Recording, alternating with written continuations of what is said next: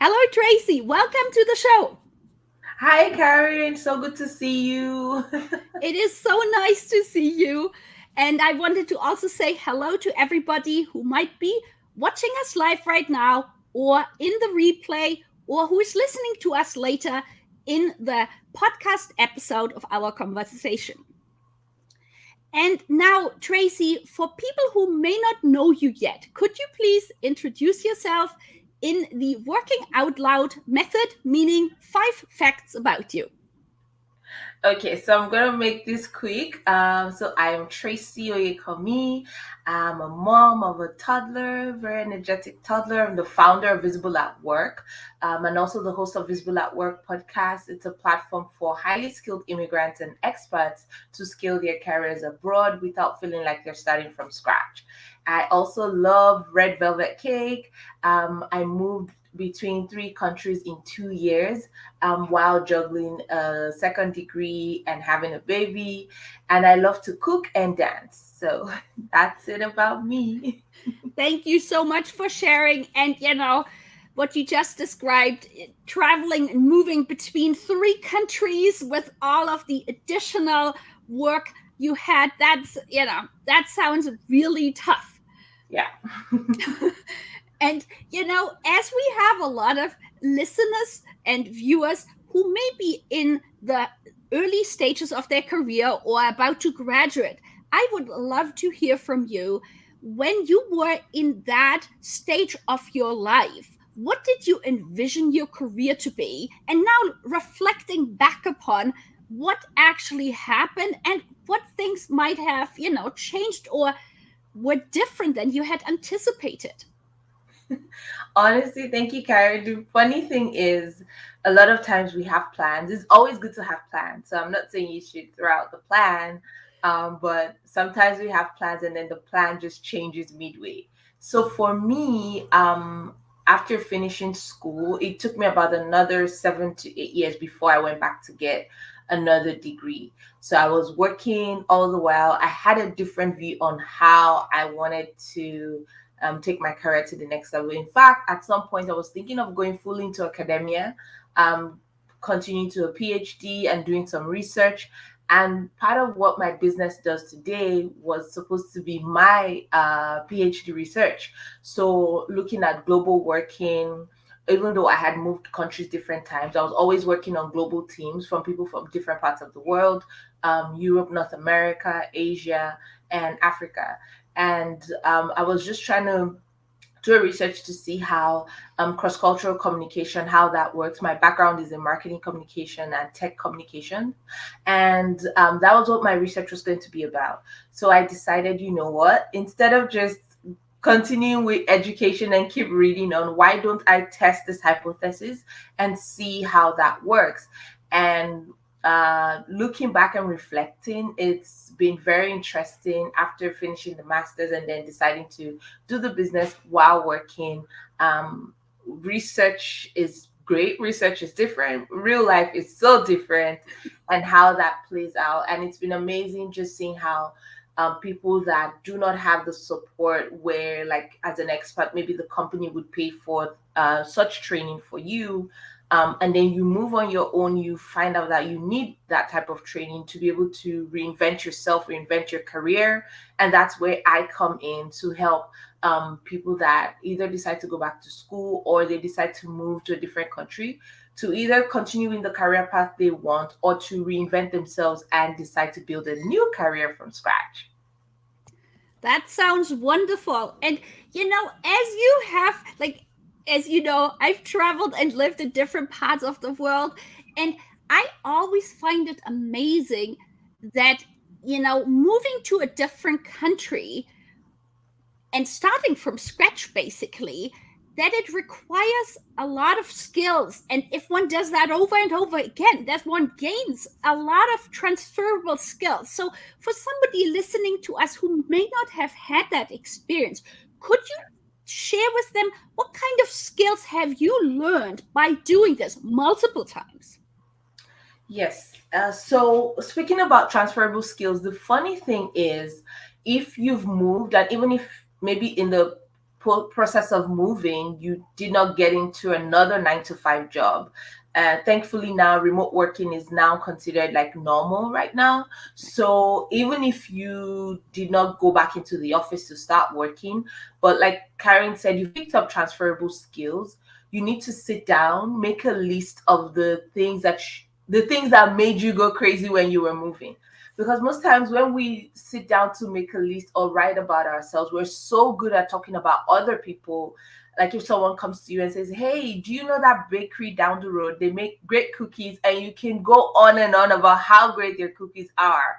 But when it comes to you talking about yourself, you're like, "Oh, well, I do this, I do that." And we don't really go into detail.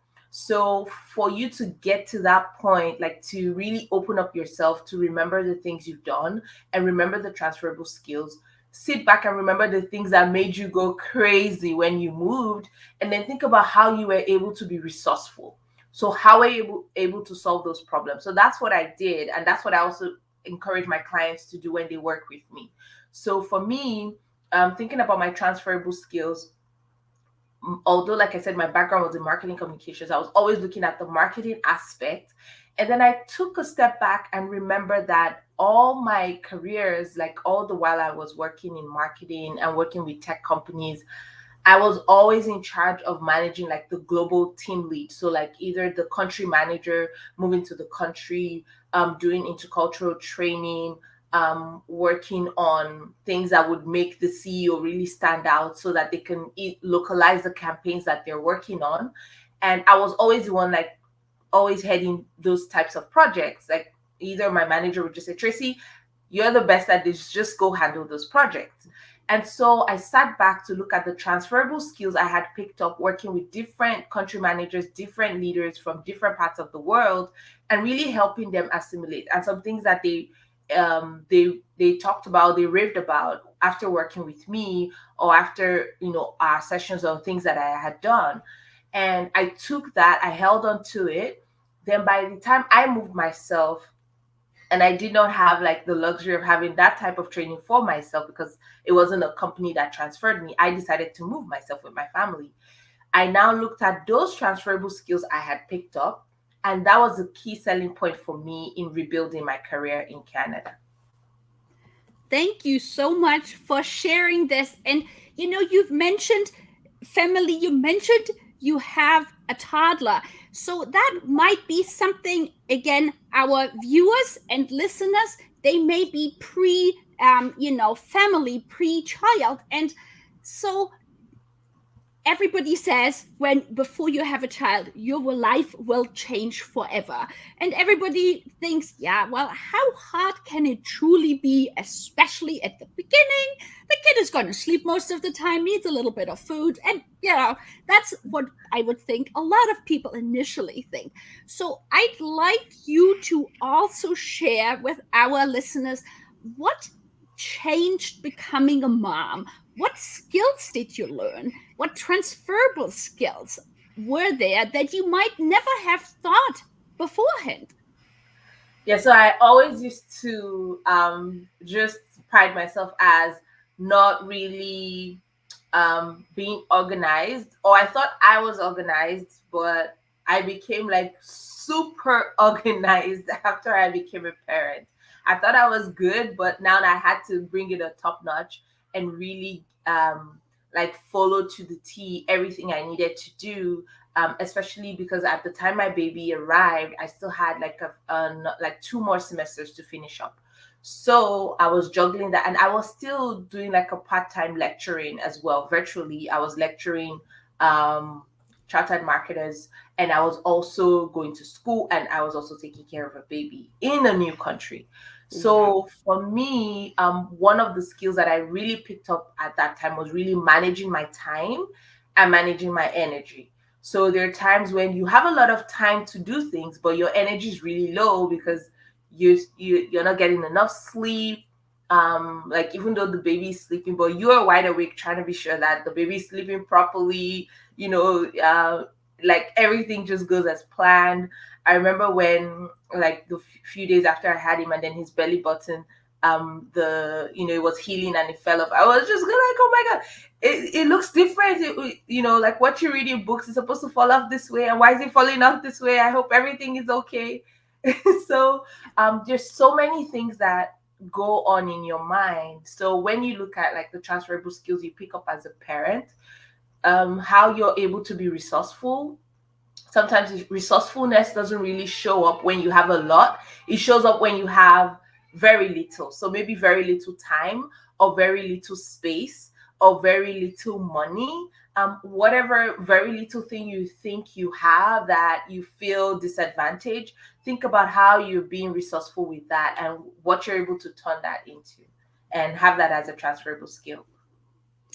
Well, thank you. This is like, it brings back memories when my kids were little. They are now, much taller than me. So, but I remember it was this time before they could speak, that ultimately beforehand, anytime I could just sort of, Google something or look something up. But I think that to me was a big thing, that there was no book that came with it, and you couldn't really communicate. So you had to really learn what the baby needed. So, yeah. Yes, so they have their ways of telling you what they need. Either they're crying, and then you now pick up so many sounds, different types of cry. It's amazing how this cry is about poop, this cry is about lack of sleep, this cry is about being too cold. It's just funny. So you pick up a lot of things as a parent, and never ever be ashamed when you're rebuilding your resume, or you want to talk about your experience as a parent. Never let anybody make you feel bad that because you are a parent, or you decided to be a parent, and so that doesn't qualify as a work experience. It's just about the wording. And I say this because, like, with my communication background, I'm able to use words and make it sound very epic, and make it sound very great, that this is what this person can do, and this is how the experience really stands out. Thank you so much, Tracy, for that, because I'm like on this big campaign. Every time I hear the word career gap, I really get upset, because I feel it's such a practical leadership course. There are so many aspects one can learn during this unpaid care work, and other, sometimes people then volunteer as well. So there are so many skills that one can gather. And yes, it might not be written when one looks through a job application, because it's different, increasing your productivity or your product sales by X, but you're basically ensuring that your kid grows, gains knowledge, stays alive. So I think that to me is such a leadership course. Yes, it is. It is. And even if you do other activities while managing children, that can also be a very good show of time management. I have some clients that, in fact, most of my very best clients that really stand out, like after working with me, they're parents. So it's either they moved because like they wanted better opportunities for their children, and now they have to like manage their time, and they're able to manage their time and get results. I'm talking both mothers and fathers that have been my clients, and they've been able to manage their time as parents. And I tell them how like you can sell yourself, saying even when you volunteer, like even if maybe you hadn't gotten a job, but you were volunteering while managing toddlers, while taking them for school runs, while taking them for like so many other activities. And if your role is not a sales driving role where you're not responsible for this $1 million project, but you're responsible for, so maybe you're a chaperone for your kids' school, you're responsible for managing young people when they go out for activities.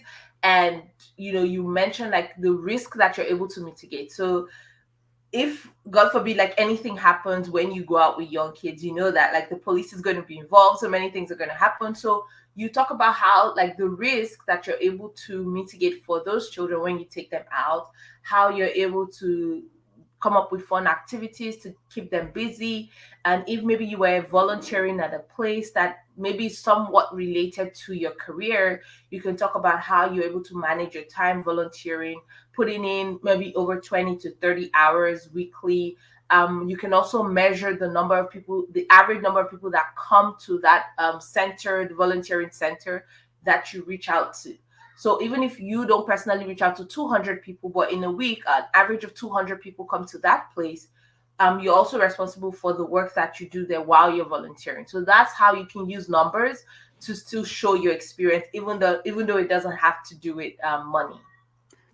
That is great. That's really, really good advice, Tracy. Now, as the theme of our career months here in Canada is it's possible, I would love to hear from you. What is your it's possible statement? My it's possible statement is that you are not starting from scratch, you are starting from experience. So no matter how you think maybe you have to go back to school or go get another certification, always remember that you are not starting from scratch. You have some experience that you bring to the table, either as a parent, either as a past worker in a different country. You have some experience. You just need to be able to connect the dots with those experiences and show that you're not starting from scratch, you are starting from experience. I think that is such a great advice because somebody who might have, recently graduated or is a young professional, they might have, as you said, they volunteered in order to, like here in Canada or in BC, in order to actually graduate high school. One has Yeah. to either volunteer or one has to, have a short work experience. And so they can draw on skills, transferable skills. And I like what you said earlier that often one sort of underestimates or doesn't think about oneself, the skills one has already gathered. So I really appreciate that for at any stage one can reflect on things that one has already done. Yes, and just to add to what you're saying, like for young professionals, maybe you feel you don't have enough years of experience, or it's your first or second job, and you're thinking, how can I show transferable skills? So if you are in BC, if you are in Canada, or even like any part of the world where you have a local library, find out most local libraries have LinkedIn Learning. You might see it as Linder Learning, and it's free. So long as you have your library card, you can access a lot of training for free. So if you look at the things you've done when you volunteered, maybe even on the sports team, you did something with the team, even for class projects that you volunteered to lead, or you finished a project, or you did a presentation, you can put that as different skills, and then you can do a short course through your local library for free, and then connect the volunteering that you've done with the short course that you did to show those transferable experience. That is great. Now, we've talked a lot about, your experience having lived in multiple countries and, yourself starting from scratch again in multiple countries and helping other people to do this. So, where would you like to see in 5 or 10 years? What would you like to see, globally, as far as maybe support or, making it somewhat easier for other people going through the same steps? Yes, thanks, Karen. And just like your podcast is about job sharing and beyond, I really hope that in the next few years, just like the way remote working now has been acceptable because we don't have a choice with the pandemic, and I'm looking forward to unconventional careers, unconventional experiences being accepted as well.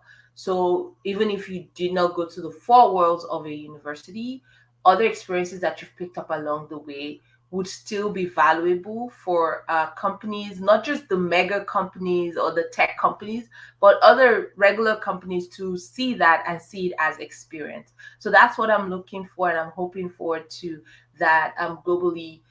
Companies can pick up on unconventional experiences, unconventional careers, and when they see that on paper, they'll be more interested in just talking to those people. Because I know a lot of people that have those type of unconventional careers, they're very good at talking about their experiences, but on paper they just need somebody to be able to speak with them, like to open the door, speak with them, and then you get to see that there's a great pool of talent of people that have unconventional experiences.